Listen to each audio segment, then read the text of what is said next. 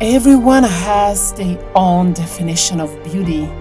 As for me, I struggled with self-esteem because I was bullied when I was younger.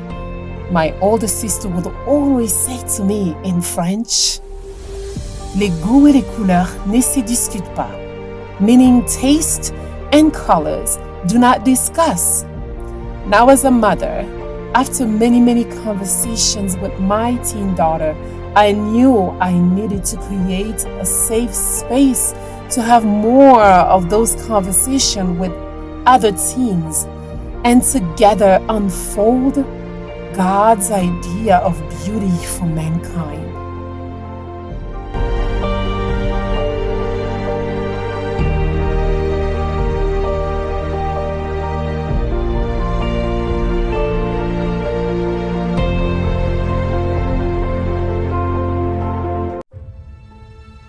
Beauty is not really about how you look like on the outside, because we're all God's masterpiece. We're all beautiful on the outside. We're all gorgeous. We all look good.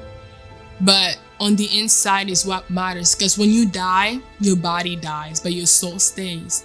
So if you're pure and you're nice and you're sweet, you have grace, you have a good heart, you have a pure heart, then you're beautiful. But if you have ugly personalities, if you treat people badly, if you talk to people badly, then your heart is ugly. Beauty is love. Beauty is wisdom. Beauty is respect. And ugliness is hate. It's envy.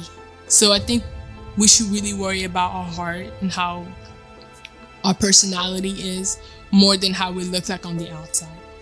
Because that's what beauty is. The view of beauty, according to God, is that it doesn't matter how you look. It's more of if you are wise on the inside, if you are discreet, if you want peace, that is beauty on the inside. And that's what truly matters. We are all unique and special. God is the potter and we are the clay. He made us perfect, having our own uniqueness. Some people like me and my daughter have black kinky hair when others silky or curly. Some people are left-handed and others right-handed, but we were all made for a purpose. Something about me that's unique is my ability to communicate and have empathy with others because of my experiences. I am unique by the way I walk, the way my voice is, my personality, and the way I talk. I have a lot of talents, including singing, drawing, and playing multiple instruments. I can also pick up skills that I need to learn rather quickly, and that makes me feel unique.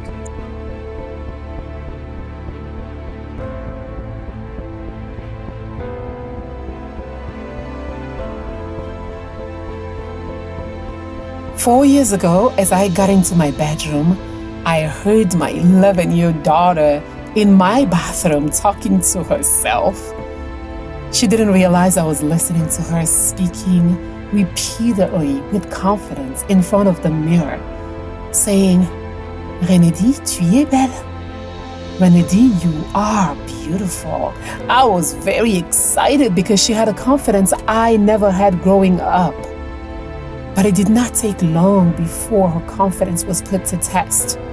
Comments were made about her personality, her hair, her shape, etc. And that is the reality for many young adults out there.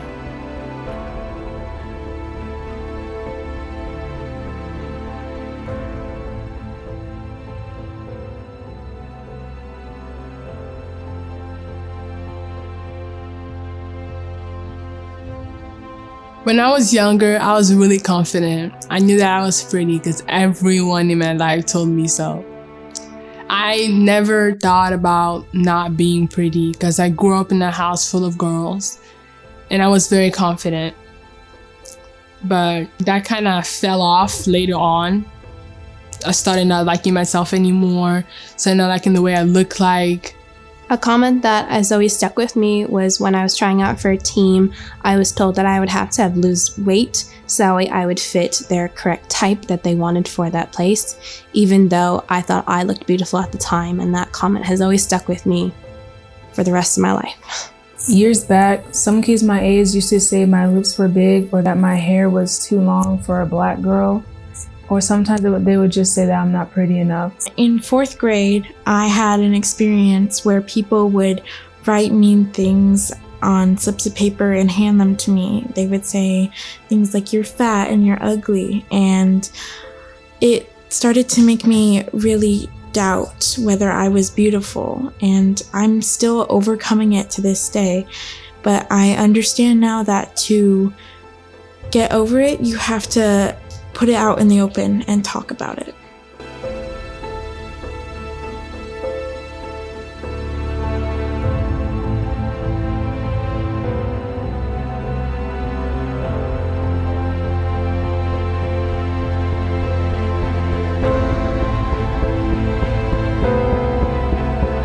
Growing up, I've always struggled with my stomach and knew it wasn't flat as it needed to be considered beautiful.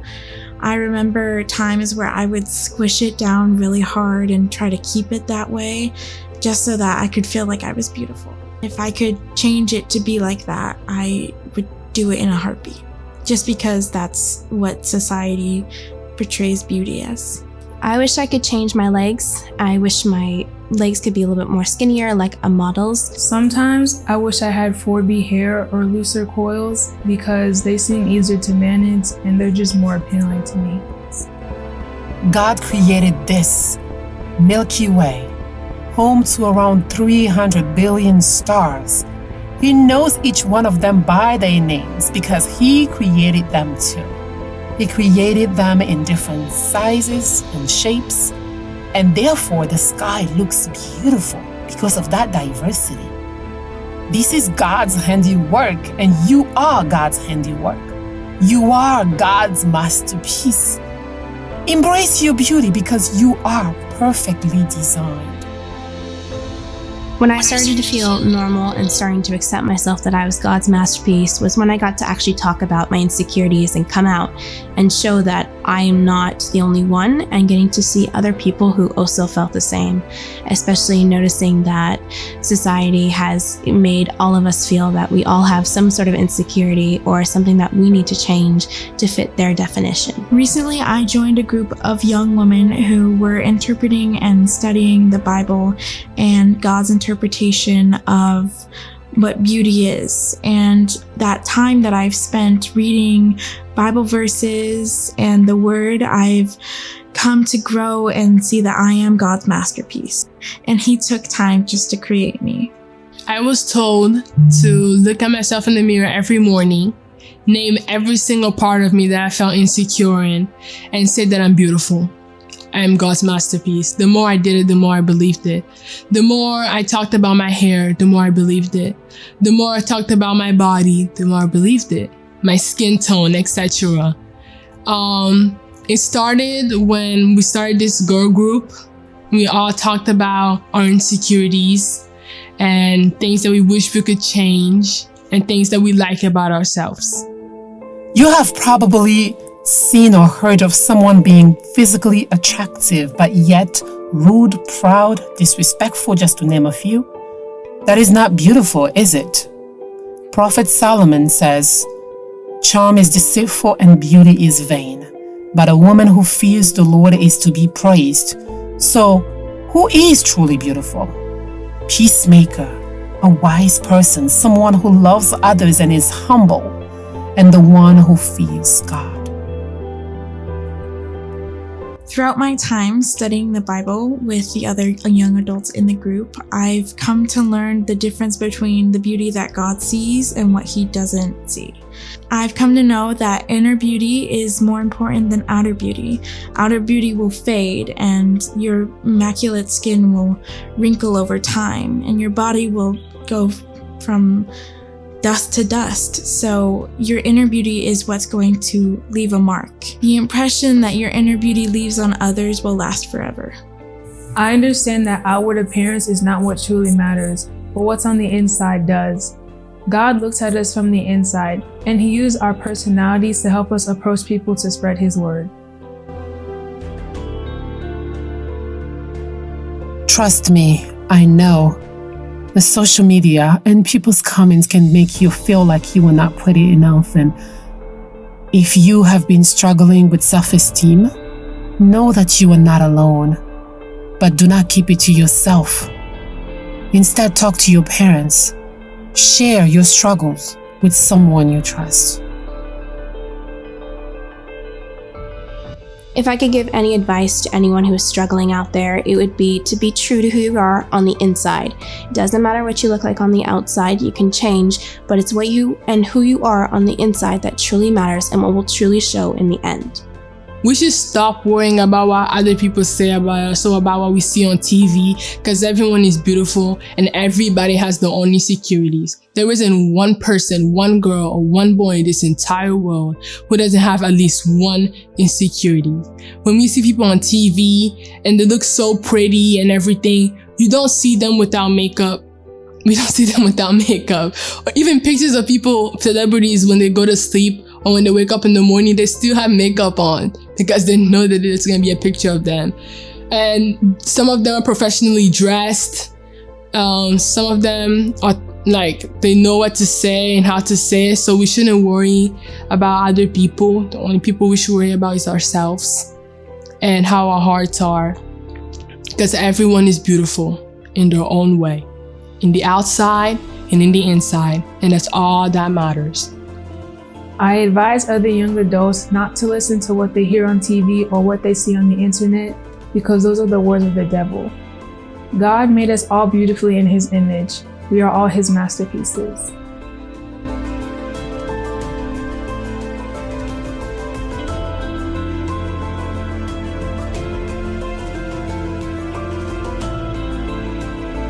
Something I would tell my younger self is to not care what other people think and to not doubt yourself.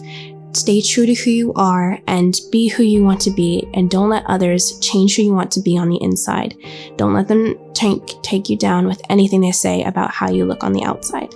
I am telling my future self that you're beautiful, you're kind, stay kind. Treat people the way you want to be treated. Work on the things that God wants you to work on. Be wise, be discreet, be kind, be loving. Because the outside isn't the only thing that matters. You can care about I'm not saying don't care about how you look like on the outside, but just not as much as you care, not as much as the inside. I would tell my younger self to ignore any of the negative comments that other people say about her, because beauty is not defined by how we look on the outside. Stand up in front of a mirror and say this every morning. I am beautiful inside and out. I am chosen. I am who God says I am, not what people think of me. Say that with confidence as you let God do His work in you. I feel beautiful when I get to be confident and be who I want to be. I feel beautiful when I am confident and happy in my own skin, and I think that beautiful acts towards yourself and others makes you feel beautiful. I feel beautiful when I'm glammed up, wearing nice shoes, nice clothes, and my hair is nicely done. I feel beautiful when I feel comfortable and confident. God makes no mistakes, and He did not when He said He created us on His own image. So if anyone takes the time to criticize you and me, they are criticizing God's perfect work, because after His creation, He said it was good, but after He created man and woman, He said it was really good. So if you don't think that you are beautiful enough, just stand in front of the mirror, take a deep breath. You are beautiful. You are enough.